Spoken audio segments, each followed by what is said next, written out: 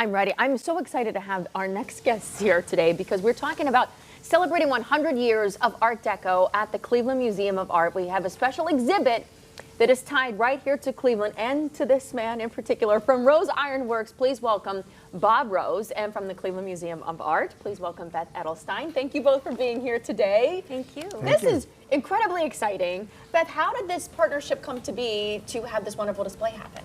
Well, I have known Bob for many years, and Bob has always been very welcoming to our interns. It's just an amazing place, an amazing part of Cleveland history.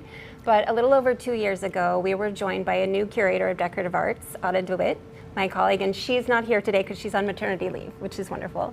But we brought her over to meet Bob, and she thought, I really have to do something with this story because it's such a wonderful story of Cleveland history, decorative arts history, really pulling all of those things together.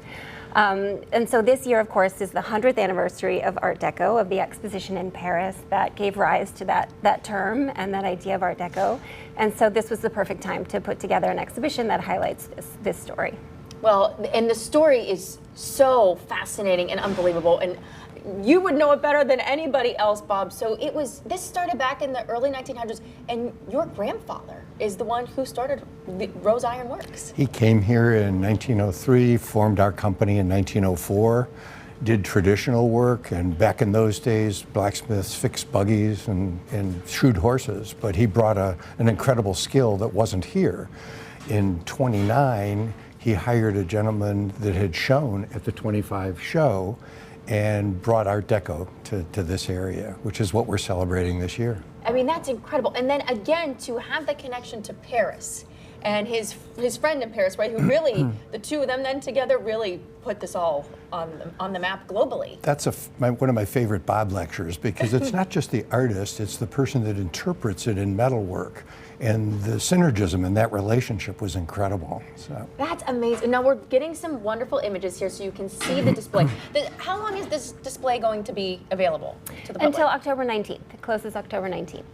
Now, Bob, I know this is your company, but were passed down, I'm sure, all of these wonderful traits, and this is all. Ooh, my father forbid me to go to art school. He did? He said, that's interesting. I wanted to go to Cleveland as he did, and he made me go to engineering school, so I chose one of the top engineering schools, Carnegie Mellon, that had the highest percentage of liberal arts classes, and I lived at the fine arts department.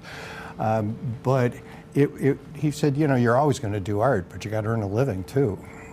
It's amazing. So you do art as well, but you've also had another whole career path on top of this. It's a little bit of left brain, right brain problem. Yes. Now we just saw, was that a workshop or was that more of I quickly looked and I saw what looked like maybe a possible workshop, but maybe it was part of it could have been I missed it, I apologize. But it was so neat, the images that we're seeing there. And these pieces, some are small, some are large. I mean, really, what all are people going to experience when they go into the museum and see this exhibit? Well, the focus of the show is really the Muse with Violin screen that's in the Cleveland collection now. And that was one of the sort of masterpieces that came out of this collaboration between Martin Rose and his friend Paul Feher. But there are other great things in the exhibition as well. There's a screen from the Halle Brothers department store with a little piece of Cleveland history. Oh, interesting. There's some objects that show Martin's training in Europe, his training in decorative arts and the history of decorative arts. And then there's my favorite piece, which is the frieze that shows the history of metalworking that Martin Rose made with his team during the Depression. And you can tell a little bit more about how that came to be. He had a repoussé craftsman. That's the skill of converting very thin sheet metal into decorative work. Didn't want to lay him off. So he had the head designer, Paul Feher, design the history of metalworking from caveman to 1920. And it's depicted in the figures that surround this show. They're from the beams in the ceiling in our blacksmith shop. This is the first time it's ever been out of our blacksmith shop in entirety.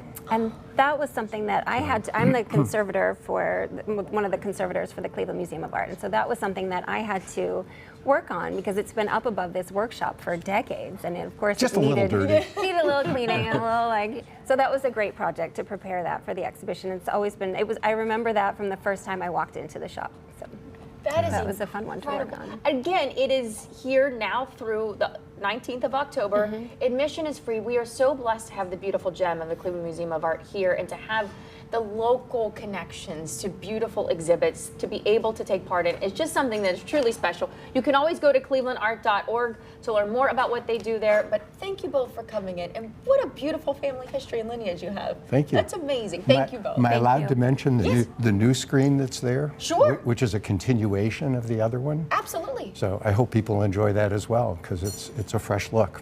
I love that. See, thank you so much for sharing Thanks so that. much. Thank you both for being here this morning. Thank